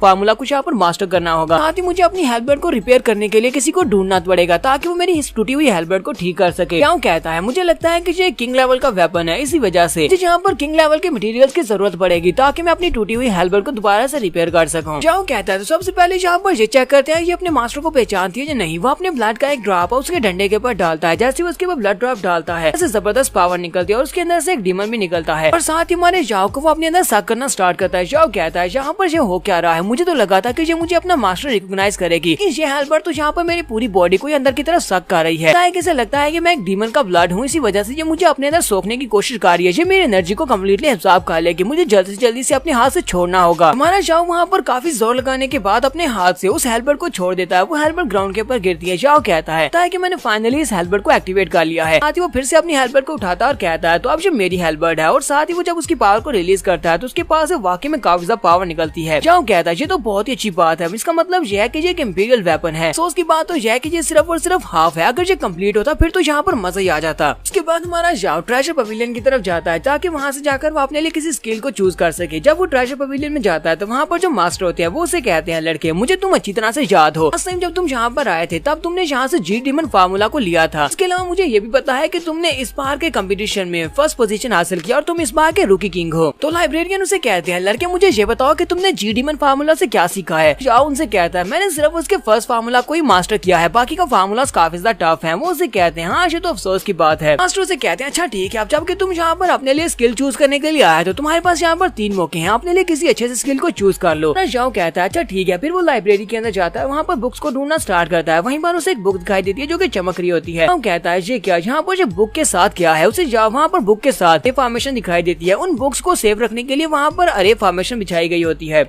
कहता है तो बस एक छोटी सी स्मॉल सस्पेंशन अरे फॉर्मेशन है। तो सब बिल्कुल भी नहीं सोचा था किसी ने यहाँ पर इन बुक्स में यानी कि लाइब्रेरी के अंदर भी एक अरे फॉर्मेशन को बिछाया होगा। लेकिन ये वाली फॉर्मेशन लगता है कि बहुत ज्यादा पुरानी हो चुकी है, इसी वजह से ये यहाँ पर ज्यादा काम नहीं कर रही। जाओ कहता है क्यों ना मैं यहाँ पर ट्राई करके देखूं, क्या पता मैं इस अरे फॉर्मेशन को यहाँ पर तोड़ सकूं। तो कहता है चलो फिर ठीक है, यहाँ पर इसको कोशिश करके देखते हैं। जाओ वहीं पर अपनी आंखें बंद करता है और अपने आसपास उन सारी बुक्स को महसूस करता है और साथ ही उस अरे फॉर्मेशन को डीएक्टिवेट करने की कोशिश करता है। उसके पैटर्न को वहाँ पर समझ लेता है और साथ ही उसको डीएक्टिवेट कर देता है। जाओ कहता है ये तो बहुत ज्यादा आसान था। अब क्योंकि मैंने इस फॉर्मेशन को डीएक्टिवेट कर दिया है तो मैं अपने आसपास मौजूद सारी बुक्स के अंदर स्पेशल बुक्स को यहाँ पर देख सकता हूँ। तो उन सारी बुक्स में से एक बुक होती है जो कि बहुत ज्यादा चमक रही होती है, उसके अंदर से यान एनर्जी निकल रही होती है। जाओ कहता है ये क्या, ये तो एक बहुत ही स्पेशल बुक लगती है। बुक को अपने हाथ में पकड़ता है और उसको खोलकर देखता है तो उसके अंदर एक टॉप लेवल का स्किल होता है जो कि फ्लेम ट्रांसफॉर्मेशन के नाम से होता है। ये वाला स्पेशल स्किल जो होता है ये उसकी हेलबर्ट के साथ भी यूज किया जा सकता है जिसको ट्रांसफॉर्मेशन स्किल कहा जाता है। लाइब्रेरियन अंकल भी वहीं पर आ जाते हैं और उसे कहते हैं लड़के तुम तो वाकई में बहुत बड़े जीनियस हो, तुमने यहाँ पर एक बहुत ही अच्छे स्किल को चूज किया है। और साथ ही वो उसे कहते हैं लड़के तुमने यहाँ पर इस यान फॉर्मेशन अरे को भी देख लिया। कहता हाँ जब मैं यहाँ पर बुक्स को चूज कर रहा था तब मुझे यहाँ पर दिखाई दिया, मुझे लगा शायद यहाँ पर कोई अरे फॉर्मेशन है। हाँ वहाँ पर तो वाकई में एक स्मार्ट सस्पेंशन अरे फॉर्मेशन थी। मैं उस फॉर्मेशन को यहाँ पर ब्रेक कर रहा था तभी मुझे बाई एक्सीडेंट ये वाली बुक मिल गई है। कहता अब अगर कुछ और नहीं कहना तो फिर मैं यहाँ से जा रहा हूँ। जैसे माना जाओ वहाँ से जाने लगता है उसी वक्त वो लाइब्रेरियन अपनी जेब के अंदर हाथ डालता है और उसे कहता है जरा रुको, तुम्हें यहाँ से जाना है तो फिर इस स्किल को भी अपने साथ लेकर जाओ। ये यान अरे फॉर्मेशंस बनाने के बारे में एक स्पेशल स्किल है। तुम्हें पता है कि यहाँ पर इस लाइब्रेरी में जो एक फॉर्मेशन बिछी हुई थी वो आज से 100 साल पहले जहाँ के हमारे जो पहले डीन थे उन्होंने बनाई थी। तब से लेकर अभी तक ये अरे फॉर्मेशन यहीं पर बिछी हुई है और कोई भी यहाँ पर इस फॉर्मेशन अरे को देख पाया। अगर तुम उसको सीखना चाहते हो तुम इस बुक के अंदर से उसको सीख सकते हो। जाओ उनके यहाँ से वो बुक ले लेता है और कहता है बहुत ही कमाल किया, ठीक है मैं ये वाला स्किल भी रख लेता हूँ। उसे कहता है मास्टर आपका बहुत बहुत शुक्रिया, मैं यहाँ से जा रहा हूँ, मुझे वेपन पवेलियन में जाना है ताकि मैं अपने लिए जाकर रिवार्ड्स कलेक्ट कर सकूं, यानी अपने वेपन और आर्मर ले सकूं। उसके जाने के बाद वो मास्टर सोच रहे होते हैं मुझे लगता है कि ये लड़का फ्यूचर में एक बहुत ही महान वॉरियर बनेगा और हो सकता है कि फ्यूचर में ये लड़का इस मरती हुई अरे फॉर्मेशन को दोबारा से एक्टिवेट कर दे और इसको पहले से भी ज्यादा स्ट्रॉन्ग बना दे। हमारा जाओ सीधा वेपन पवेलियन में जाता है। वेपन पवेलियन में जाने के बाद वो वहाँ से अपने लिए एक स्पेशल वेपन चूज करने वाला है। तो वहाँ से भी वो अपने लिए एक हेलबर्ट को ही चूज करता है जो कि कंप्लीट हेलबर्ट होती है, लेकिन वो इतनी ज्यादा पावरफुल नहीं है जितनी उसके पास ओरिजिनल हेलबर्ट है। वो कहता है तो मैं इसके साथ अपनी हेलबर्ट की मार्शल आर्ट्स की टेक्निक्स को मास्टर कर सकता हूँ, उनको सीखने के लिए ये वाली हेलबर्ट बिल्कुल ठीक रहेगी। जाओ वहाँ से जा रहा था कि उसी वक्त वहाँ पर यंग मास्टर जी और उसके साथ सीटू लियान होती है, वो लोग भी वहीं पर खड़े होते हैं। यंग मास्टर जी हमारे जाओ को देखकर वहाँ पर हल्का सा मुस्कुराता है और साथ ही हेलो बोलता है। हमारा जाओ से कहता है यंग मास्टर जी मुझे अच्छी तरह से पता है मुझे मरा हुआ देखना चाहते हो, फिर तुम्हें मेरे सामने यहाँ पर नाटक करने की जरूरत नहीं है, तुम्हें मेरे सामने फेक स्माइल देने की जरूरत नहीं है, मुझे अच्छी तरह से पता है तुम अंदर से क्या हो। यंग मास्टर जी से कहता है मैं तुम्हें कह रहा हूँ कि मैंने जानबूझकर कुछ भी नहीं किया, जो कुछ भी मैंने किया था वो अपनी सीनियर सिस्टर लियान के लिए किया था, मैं लियान को प्रोटेक्ट कर सकूं, वो सिर्फ एक मिसअंडरस्टैंडिंग थी, इसलिए प्लीज आप इस बात को भूल भी जाओ। जाओ से कहता है हाँ मुझे तुम्हें दोनों को देखकर ही लग रहा है कि तुम दोनों कितने ज्यादा रोमांटिक रिलेशनशिप में हो जो इसके लिए तुम अपनी जान देने को तैयार हो और किसी की जान लेने को भी तैयार हो। साथ ही हमारा जाओ आगे बढ़ता है और जाते हुए सीटू लियान के कान में हल्के से कहता है यहाँ पर सिर्फ और तुम्हें वार्निंग देना चाहता हूँ, तुम्हें यहाँ पर पहचानना चाहिए, यहाँ पर भेड़ के कपड़ों में एक भेड़िया है, ऐसा ना हो कि फ्यूचर में तुम्हें बहुत सा पहचाना पड़ जाए, इसी वजह से तुम्हें अभी से बहुत सा ध्यान रखना होगा। जाओ अपने लिए स्पेशल स्किल्स और वेपन्स को चूज करने के बाद सीधा मास्टर सीटू के पास आता है। मास्टर सीटू उसका पहले से इंतजार कर रही होती है। जाओ उसके पास आता है, उसे कहता है मैडम सीटू मैं अपने लिए अपने रिवार्ड्स को लेकर आ गया हूँ जो कि मुझे वहाँ पर रूकी किंग बनने पर मिले थे। सीटू से कहती है तुम वेपन पवेलियन से अपने लिए कौन सा वेपन लेकर आया? तो जाओ अपने हेलबर्ट को उसके सामने करते हुए कहता है मैं वहाँ से हेलबर्ट लेकर आया हूँ। तो मिस सीटू से कहती है बेवकूफ तुम ये क्या करके आए हो, तुम वहाँ से हेलबर्ट क्यों लेकर आए हो, तुम्हें पता नहीं है कि इसको यूज करना कितना ज्यादा मुश्किल है। जाओ उसे कहता है क्योंकि मैं बुक लाइब्रेरी में गया था, वहाँ पर जब मैं बुक्स को ढूंढ रहा था मुझे एक बहुत ही स्पेशल बुक मिली जिसके अंदर एक टॉप लेवल का स्किल था जो कि फ्लेम ट्रांसफॉर्मेशन के नाम से था, वो सिर्फ और सिर्फ हेलबर्ट के साथ ही यूज किया जा सकता है, इसी वजह से फिर मैंने वेपन को चूज किया और वो हेलबर्ट थी। मास्टर तुम्हें इससे क्या लगता है कि मैं बहुत ज्यादा कूल नहीं हूँ, मैंने सोच समझ कर फैसला किया है। तो मास्टर सीटू चिल्लाकर उसे कहती है बहुत बड़े बेवकूफ हो,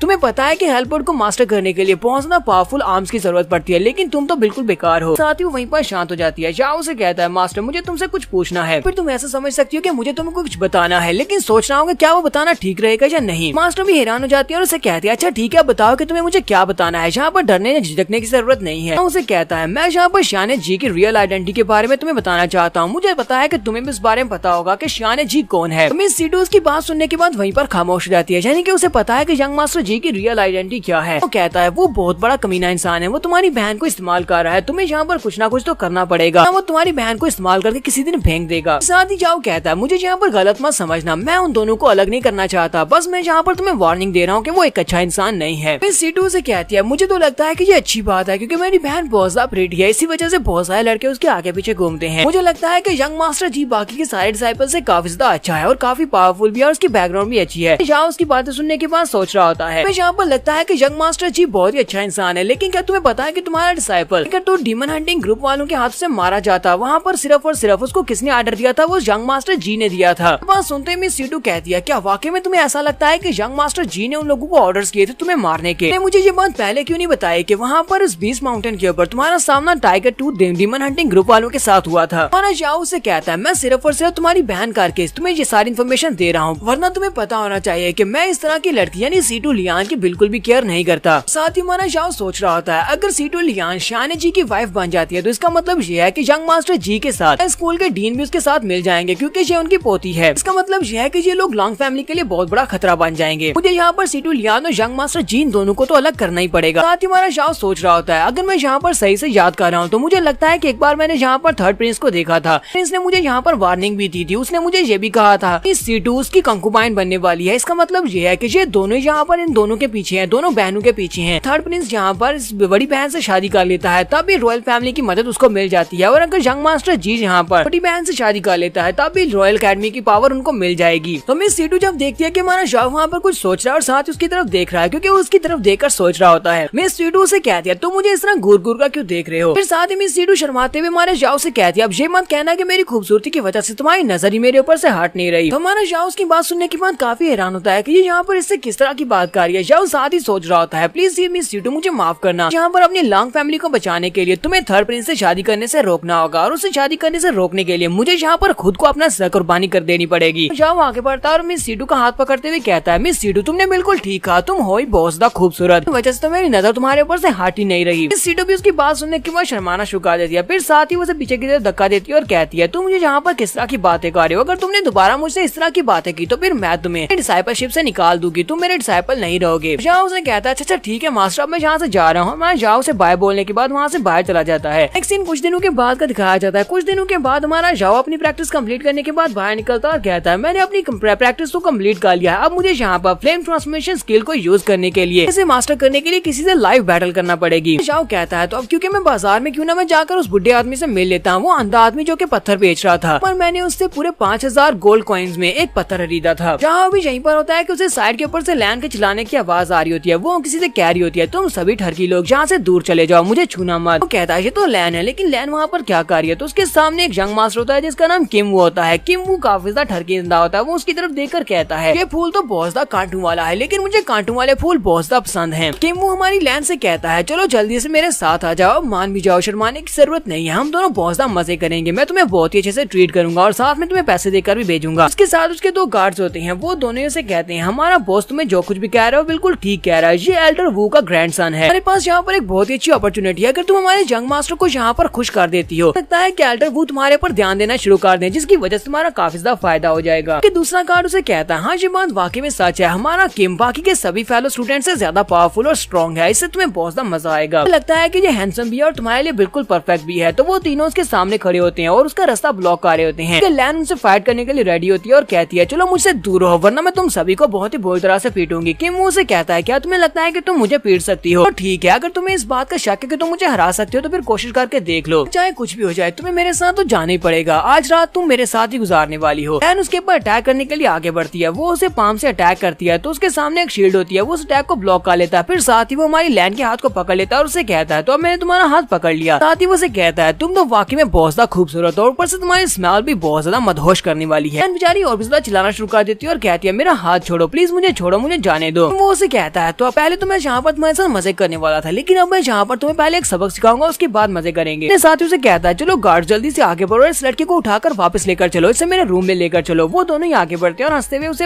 उठाकर पकड़ने लगते हैं। किमू ने अभी भी लैन का एक हाथ पकड़ा होता है, जबकि उसी वक्त हमारा जाओ वहाँ पर पहुंच जाता है। जाओ किमू के दूसरे हाथ को पकड़ता है और उसके हाथ को पकड़कर वहाँ पर दबाना शुरू करता है, जिससे किमू जोर जोर से चिल्लाना शुरू कर देता है। जाओ उसके हाथ को पीछे की तरफ खींचता है और कहता है मेरी लैन के ऊपर से अपने गंदे हाथों को दूर हटाओ। उसके गार्ड्स आगे बढ़ते हैं और कहते हैं तुम्हारी हिम्मत कैसी हुई हमारे बॉस की इनके ऊपर अटैक करने की। लड़का उसे पंच मारने के लिए आगे बढ़ता है, वो अपने पंच में फुल पावर को रिलीज करता है, जबकि हमारे जाओ ने किमू के हाथ को पकड़ा होता है, वो उसके हाथ को खींचते हुए आगे की तरफ कर देता है, जिसकी वजह से उस गार्ड का पंच सीधा किमू के मुंह पर पड़ता है। किमू बेचारा वहीं पर ग्राउंड के ऊपर गिर जाता है, उसके मुंह से काफी सारा ब्लड भी निकल रहा होता है। उठकर बैठ जाता है और अपने गार्ड से कहता है कहीं तुम अंधे तो नहीं होगे बेवकूफ, तुम यहाँ पर मुझे मार ही डालते। कि हमारा जाओ लैन को उसकी कमर से पकड़ता है और कहता है लैन तुम यहाँ पर क्या कर रही हो, कहीं तुम्हें कोई चोट तो नहीं लगी? वो उसे कहती है नहीं मैं बिल्कुल ठीक हूँ। वो गुस्सा हो जाता है, अपनी तलवार निकालता है, जाओ के ऊपर अटैक करने के लिए आगे बढ़ता है। जैसे ही वो जाओ को तलवार से अटैक करने के लिए उसके करीब पहुंचता है, हमारा जाओ बड़ी आसानी के साथ उसके अटैक को अवॉइड कर लेता है। फिर साथ ही वो अपनी 2 उंगलियों के साथ उसकी तलवार को वहाँ पर पकड़ लेता है और कहता है क्या लगता है कि तुम इतने थोड़े से स्किल्स के साथ मुझे यहाँ पर मार सकते हो? जाओ कहता है क्या तुम यहाँ पर एक छोटे से झगड़े के लिए मेरी जान लेने को तैयार हो गए हो? किमू से कहता कहता है जहाँ तक कि मेरे डैड ने भी कभी जिंदगी में मेरे पर हाथ नहीं उठाया, लेकिन तुमने जहाँ पर मुझे पीट दिया वहाँ पर मैं तुम्हें जिंदा रहने कैसे दे सकता हूँ। हमारा जाओ से कहता है लगता है कि तुम एक अमीर बाप के बिगड़े हुए बेटे हो, तुम्हें मैं यहाँ पर एक सबक तो सिखाना ही पड़ेगा क्योंकि आगे जाकर जिंदगी में तुम्हारे बहुत ज्यादा काम आने वाला है। जाओ कहता है तो क्यों ना हम लोग यहाँ पर अपने मसले को यहीं पर सुलझा लेते हैं, क्योंकि मेरे पास इतना टाइम नहीं है कि मैं फ्यूचर में तुम्हारे पर इतना ज्यादा टाइम वेस्ट कर सकूं। लैन वहाँ पर पीछे खड़ी सोच रही होती है और साथ ही शर्मा भी रही होती है। वो सोच रही होती है काश ये हमेशा के लिए मुझे इसी तरह प्रोटेक्ट करता, लेकिन इसने मुझे जवाब दे दिया था ये मेरा बॉयफ्रेंड बनने को तैयार नहीं है। वो अपनी पावर्स को रिलीज करता है, वो अपनी बहुत सारी पावर को रिलीज करता है जिसकी वजह से उसकी तलवार बहुत ज्यादा गर्म हो जाती है। जाओ ने अपनी 2 उंगलियों के साथ उसकी तलवार को पकड़ा होता है, जल्दी से अपने हाथ को पीछे खींचता और कहता है ऐसा कैसे हो सकता है, इसने अपनी तलवार को इतनी आसानी से गर्म कैसे कर लिया। वो फिर से अपनी तलवार के साथ उसके ऊपर अटैक करने के लिए आगे बढ़ता है। वो अपनी तलवार को घुमाते हुए उसके ऊपर अटैक करता है, जबकि हमारा जाओ भी जल्दी से अपनी हेलबर्ट को निकालता है, सामने की तरफ करते हुए उसके तलवार के अटैक को ब्लॉक कर लेता है। जाओ कहता है चलो ठीक है अब मेरी बारी है, मैंने यहाँ पर कुछ नए स्किल्स को सीखा है तो क्यों ना यहाँ पर उनको आजमा कर देखा जाए कि क्या मैंने उनको ठीक से सीखा है या नहीं। जाओ अपनी हेलबर्ट को सामने की तरफ झटका देता है जिससे काफी सारी फोर्स निकलती है। वो बेचारा पीछे की तरफ गिर जाता है और कहता है ऐसा कैसे हो सकता है, लड़का इतना ज्यादा स्ट्रॉन्ग कैसे हो सकता है। हमारा जाओ यहाँ पर फ्लेम ट्रांसफॉर्मेशन के पहले एक्ट को यूज कर रहा है, साथ ही हमारा जाओ अपनी हेलबर्ट को घुमाते हुए नीचे की तरफ से ऊपर की तरफ एक स्लैश लगाता है। वो सामने की तरफ स्लैश लगाता है तो उससे फिर से एनर्जी निकलती है। एनर्जी स्लैश के साथ ही किमू के पास जो तलवार होती है वो टुकड़े टुकड़े हो जाती है। किमू वहीं पर नीचे गिर जाता है, उसके साथ ही भागते हुए आगे बढ़ते हैं और उसे उठा लेते हैं। तो कभी यहीं पर फाइट कर रहे होते हैं कि उसी वक्त साइड के ऊपर से लॉ एनफोर्समेंट डिपार्टमेंट का जो हेड होता है वो वहाँ पर पहुंच जाता है। लोग दूर से उनसे कहते हैं तुम लोग यहाँ पर क्या कर रहे हो, तुम लोग यहाँ पर आपस में फाइट नहीं कर सकते। ठीक है सभी लोग कहते हैं ये लोग तो लॉ एनफोर्समेंट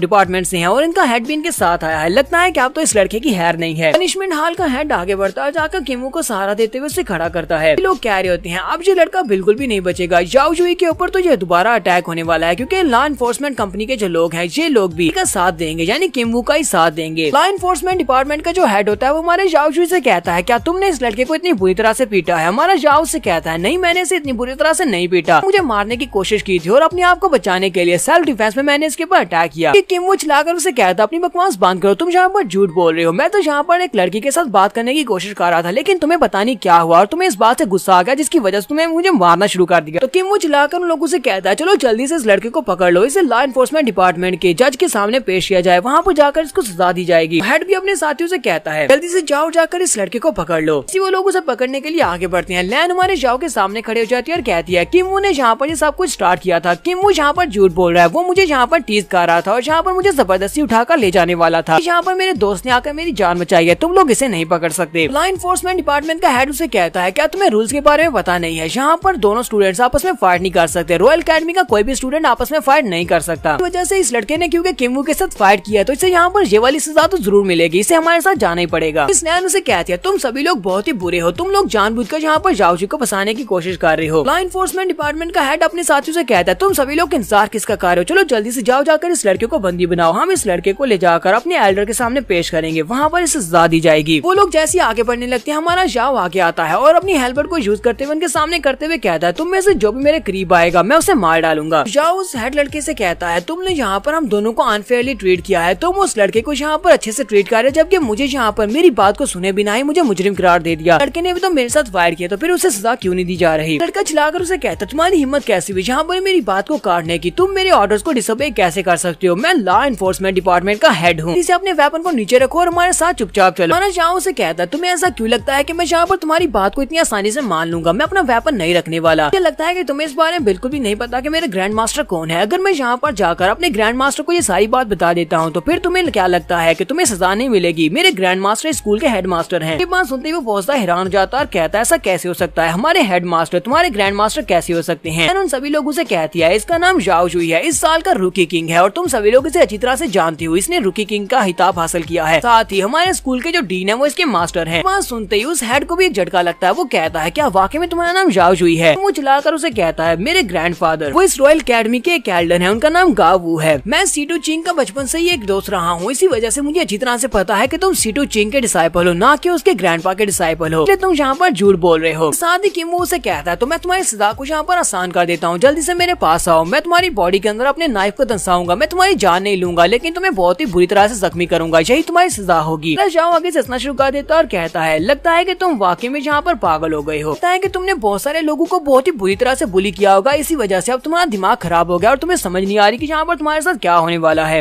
उसी वक्त पीछे से कुछ लोग बातें करना शुरू कर देते हैं और कहते हैं हमें उस एल्डर गावू के बारे में पता होता है वो यहाँ के एल्डर्स में से टॉप 10 में भी नहीं आते और ऊपर से उनकी रेपुटेशन भी बहुत ज्यादा बुरी है। तो लैन उनसे कहती है तुमने इन सभी लोगों की बातें सुन ली ना, सभी लोग इन सभी की रेपुटेशन बहुत ज्यादा बुरी है और यहाँ पर किम वू यही झूठ बोल रहा है। एनफोर्समेंट डिपार्टमेंट का जो हेड लड़का होता है वो उनसे कहता है यहाँ पर बात तुम सभी लोगों के सही या गलत होने की नहीं है, बल्कि तुम लोगों ने यहाँ पर ओपनली चैलेंज करके एक दूसरे से फाइट किया जो कि हमारे रॉयल अकेडमी के रूल्स के खिलाफ है। इस वजह से मुझे यहाँ पर इस लड़के को सजा देनी पड़ेगी, यानी जाओ जुई को सजा देनी पड़ेगी। जाओ से कहता है चाहे तुम यहाँ पर डीन के स्टूडेंट ही क्यों ना हो, यानी कि हमारे स्कूल के हेडमास्टर तुम्हारे टीचर ही क्यों ना हो, यहाँ पर रूल्स को तोड़ा है। तुमने एक लड़की के साथ फाइट किया, वो भी अकेडमी में लड़कों के आपस में फाइट करने पर पाबंदी है। अब तुम्हें यहाँ पर सजा तो जरूर मिलेगी। तुम्हारा जाओ भी उसे कहता है अगर तुम्हें लगता है कि तुम यहाँ पर सजा दे सकते हो तो फिर आओ आगे बढ़कर दिखाओ। कि मुझे ये बात अच्छी तरह से पता है कि तुम यहाँ पर किम वू का साथ दे रहे हो, तुम सिर्फ और सिर्फ यहाँ पर उसका साथ दे और यहाँ पर लॉ एनफोर्समेंट डिपार्टमेंट का हेड होने का नाटक कर रहे हो, तुम सिर्फ और सिर्फ इसका साथ दे रहे हो। ये बात सुनते ही वो बंदा भी काफी गुस्सा हो जाता है और उसे कहता है लगता है कि तुम ऐसे नहीं मानोगे। दोनों पंचेस में पावर को रिलीज करते हुए हमारे जाओ के ऊपर अटैक करने के लिए आगे बढ़ता है, जबकि जाओ कहता है चलो फिर ठीक है, मैं भी यहाँ पर अपने नए मूव्स को यूज कर सकता हूँ क्योंकि मैंने अभी अभी फ्लेम ट्रांसफॉर्मेशन के नए मूव्स को सीखा है। कुछ लेवल्स को यहाँ पर ट्राई किया जा सकता है तुम्हारे जैसे पावरफुल बंदे के ऊपर। जाओ यहाँ पर अपनी फ्लेम ट्रांसफॉर्मेशन के फोर्थ एक्ट को यूज करता है। वो अपनी हेलबर्ट को सामने की तरफ करते हुए फोर्थ मूव को यूज करते हुए जब उसके ऊपर अटैक करता है तो जबरदस्त एनर्जी निकलती है और वो हेड लड़का भी पीछे की तरफ गिर जाता है। बाकी के सभी देखने वाले पौधा हैरान हो जाते हैं और कहते हैं यहाँ पर हो क्या रहा है, लड़का इतना ज्यादा स्ट्रॉन्ग कब से हो गया। एनफोर्समेंट डिपार्टमेंट का जो हेड लड़का होता है वो ग्राउंड के ऊपर गिर जाता है, वहीं पर बेहोश हो जाता है, जबकि किम वू वहाँ से भागना शुरू कर देता है और कहता है यहाँ पर लॉ एनफोर्समेंट डिपार्टमेंट के ऑफिसर को ऑफेंड किया है तो अब देखना तुम्हारा क्या होगा।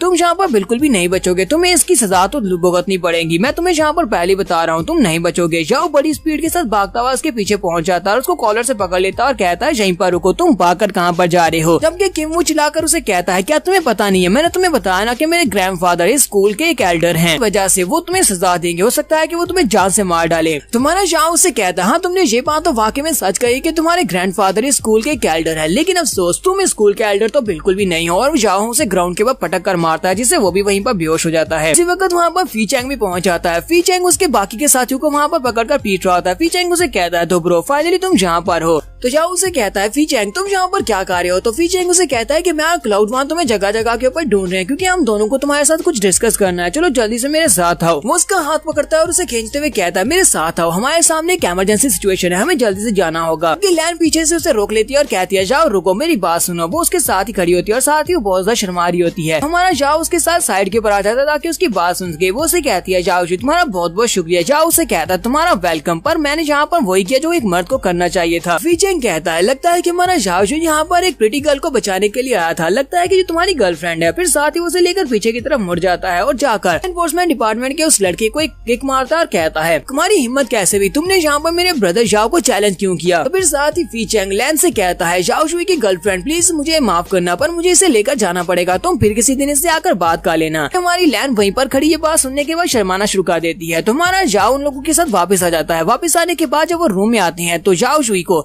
सारी बात बताई जाती है कि वो लोग क्या उसके साथ डिस्कस करने वाले हैं। जाओ कहता है क्या ये इन्फॉर्मेशन वाकई में सच है कि हमें जहाँ पर दूसरी डायनेस्टी में रेबल्स के साथ फाइट करने के लिए भेजा जा रहा है, वहाँ पर तो बहुत सारे बैंडिट्स और रेबल्स जो है इकट्ठा कर चुके हैं और उन सभी से फाइट करना पड़ेगी, ये तो बहुत ज्यादा डेंजरस मिशन है। क्लाउड वन से कहता है हाँ ये बहुत ज्यादा डेंजरस मिशन है, असल में इस तरह के मिशन के लिए आर्मी को भेजा जाता है। जाविनमानी अकेडमी के जो सीनियर स्टूडेंट्स होते हैं सिर्फ उन्हीं को इस तरह के डेंजरस मिशन के ऊपर भेजा जाता है क्योंकि इसमें जान जाने का खतरा बहुत ज्यादा है। लेकिन इस बार एल्डर्स ने डिसाइड किया है कि इस बार के जो टॉप 10 की रैंकिंग में बच्चे हैं उन सभी को वहाँ पर भेजा जाएगा और हम तीनों भी टॉप 10 की रैंकिंग में आते हैं, इसी वजह से हमें भी वहाँ पर जंग लड़ने के लिए भेजा जा रहा है। फी चैंग उसे कहता है मेरे पास थोड़ी बहुत इन्फॉर्मेशन है, हमें वहाँ पर जाकर ज्यादा फाइट करने की जरूरत नहीं पड़ेगी क्योंकि वहाँ पर जो बैंडिट्स और रेबल्स हैं वो ज्यादा पावरफुल नहीं है। चिंगहान डायनेस्टी के साथ मिलकर उनके सोल्जर्स के साथ मिलकर आगे बढ़ना है और उनके साथ जाकर उन बैंडिट्स को मारना है, लेकिन असल में वहाँ पर बैंडिट्स की तादाद बहुत ज्यादा है, इसी वजह से उन्हें हमारी मदद की जरूरत है। तो जाओ कहता है तो इसका मतलब यह है कि हमें सिर्फ 15 दिन में चिंगहान डायनेस्टी के लिए निकलना होगा, लेकिन हमारे पास सिर्फ 15 दिन है। 15 दिन में हम लोग अपने आप को कितना इम्प्रूव कर सकते हैं, अपने लिए कुछ आर्मर्स भी खरीदने पड़ेंगे और कुछ बेस्ट वेपन्स भी खरीदने पड़ेंगे। क्लाउड से कहता है तुम्हें बिल्कुल परेशान होने की जरूरत नहीं है, अगर हमें यहाँ पर कुछ रन स्टोन्स मिल जाए तुम्हारी कल्टीवेशन बहुत ही तेजी के साथ बढ़ेगी। तो ये लोग अभी यहीं पर आपस में बातें कर रहे होते हैं। बाहर से प्रिंसेस का सीन भी दिखाते हैं। प्रिंसेस भी ऊपर की तरफ सीढ़ियां चढ़ते हुए आ रही होती है, वो भी इसी होटल में आई होती है और जैसे वो वहाँ पर पहुंचती है तो सभी लोग उसे देखकर कहते हैं तो प्रिंसेस के साथ टॉप 10 की रैंकिंग में जो पहले नंबर पर लड़का है जिसका नाम मिंगजू है वो भी वहीं पर होता है और उसके साथ प्रिंस बॉरलॉग होता है। सभी इन तीनों को यहाँ पर देखकर पहुंचता हैरान होते हैं और कहते हैं तीन पॉपुलर लोग यहाँ पर क्या कर रहे हैं। एक तो मिंगजू है जो कि टॉप 10 की रैंकिंग में पहले नंबर पर है, फिर उसके साथ पर्सिया डायनेस्टी का प्रिंस बॉरलॉग है, इनके साथ हमारे 7th प्रिंसेस रूडी जी है। लेकिन यहाँ पर मिंगजू प्रिंसेस के साथ क्या कर रहा है, कहीं ऐसा तो नहीं है कि प्रिंसेस ने वाकई में मिंगजू को अपने लिए चूज कर लिया है, क्योंकि मिंगजू पिछले कई लंबे अरसे से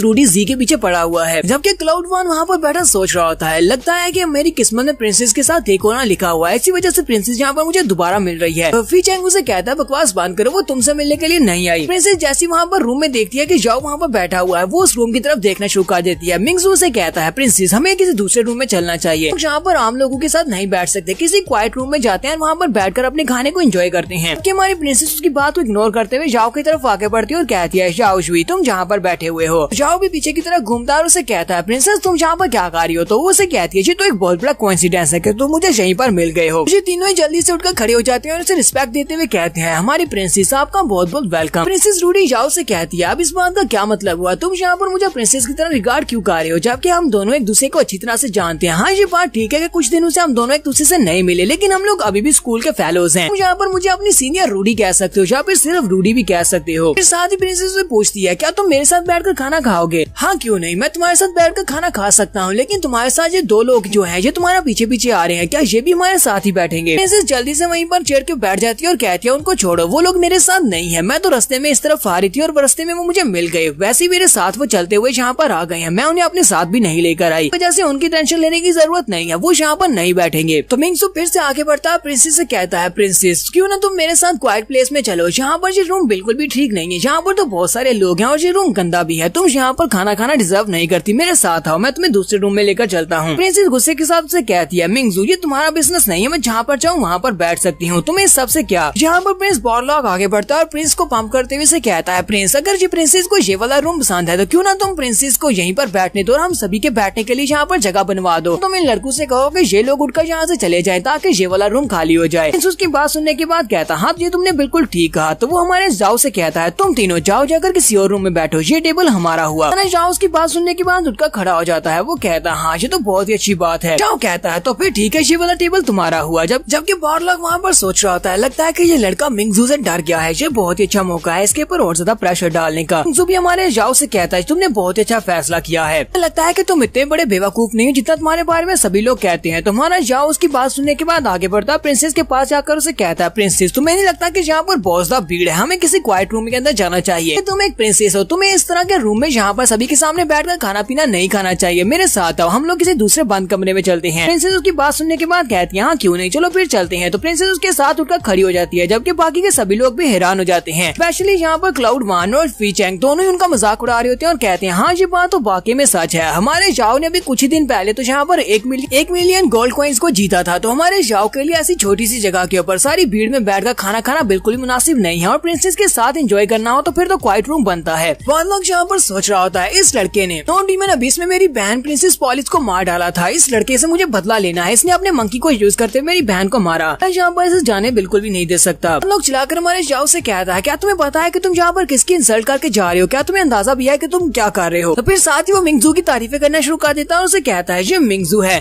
टॉप 10 डिसाइपल्स में से रैंकिंग नंबर 1 पर आने वाला डिसाइपल, ये बाकी के सारे डिसाइपल से बहुत ज्यादा पावरफुल है और तुम यहाँ पर इसके सामने इस तरह एरोगेंटली बिहेव कर रहे हो, प्रिंसेस को लेकर जा रहे हो, क्या तुम्हें जरा भी इसका ख्याल नहीं है, क्या तुम इसकी रेपुटेशन को यहाँ पर रोंद कर जा रहे हो, इसलिए चुपचाप यहाँ से दफा हो जाओ इससे पहले कि देर हो जाए। तो प्रिंसेस रूडी उसे कहती है बॉरलॉग क्या तुम यहाँ पर मुझे भी कह रही हो कि मैं भी यहाँ से दफा हो जाऊँ। तो वो उसे कहता है नहीं नहीं प्रिंसेस मैं आपसे कैसे कह सकता हूँ, आपको गलती लगी है, मैं यहाँ पर सिर्फ इन तीनों हुलिगन्स को कह रहा हूँ कि ये लोग यहाँ से चले जाएं, ये तीनों ही नमूने यहाँ से जाएं, इस लायक नहीं है कि ये आपके साथ बैठकर खाना खा सके। तो प्रिंसेस रूडी उसे कहती है ये मेरे दोस्त हैं और मैं किसके साथ बैठकर खाना खाऊंगी ये मैं फैसला करूंगी ना कि कोई और करेगा, तो प्लीज मेरे रास्ते से हटो, तुम जहाँ पर हमारा रास्ता ब्लॉक कर रहे हो। मिंगजू भी इस बात से काफी ज्यादा गुस्सा हो जाता है और उठकर खड़ा हो जाता है और कहता है चलो फिर ठीक है, आज के दिन को मैं अच्छी तरह से याद रखूंगा। फिर साथ ही हमारे जाओ की तरफ घूर कर देखता और कहता है मैं तुम्हें भी याद रखूंगा। वो बॉरलॉग से कहता है चलो यहाँ से चलते हैं। बॉरलॉग को वहाँ से लेकर वो बाहर की तरफ चला जाता है। क्या कहता है चलो शुक्र है कि वो सभी लोग यहाँ से चले गए, वरना यहाँ पर फाइट हो जानी थी। ये तो बहुत अच्छी बात है कि वो चुपचाप चले गए हैं। जबकि हमारा क्लाउड वन जाओ से कहता है ब्रदर अब तुम यहाँ पर इतना भी कंजूस मत बनो, कुछ दिन पहले तुमने यहाँ पर 1 मिलियन गोल्ड्स को जीता है, तो क्यों ना हम लोग जाकर एक क्वाइट रूम को बुक करवाएं जहाँ पर कोई भी हमें डिस्टर्ब न कर सके, यहाँ पर सभी के सामने बैठने में क्या मजा है। तो प्रिंसेस रूडी से कहती है मुझे इस तरह अच्छा लगता है अपने आसपास लोगों को देखकर, तो क्यों ना हम लोग यहीं पर बैठकर खाना खाएं। क्लाउड वन भी जल्दी से वहीं पर बैठ जाता है और कहता है हाँ क्यों नहीं, मुझे भी यहाँ का खाना बहुत ज्यादा पसंद है और आसपास लोग हूँ तो और भी ज्यादा मजा आता है। मिंगसू वहाँ से वापस आने के बाद काफी ज्यादा गुस्से में होता है और कहता है उस लड़के की हिम्मत कैसे हुई मेरे सामने इतनी एटीट्यूड के साथ बात करने की, उसे क्या लगता है कि वो क्या है, ये भी टॉप 10 में एंटर हुआ है और वो मेरे सामने किस तरह आकर कर बात कर रहा था। यहाँ पर हम लोग अपने एपिसोड का एंड करेंगे। एपिसोड की एक्सप्लेनेशन अच्छी लगी हो तो कमेंट करके जरूर बताइएगा। चैनल को सब्सक्राइब कर दें, वीडियो को लाइक और शेयर कर दें। शुक्रिया।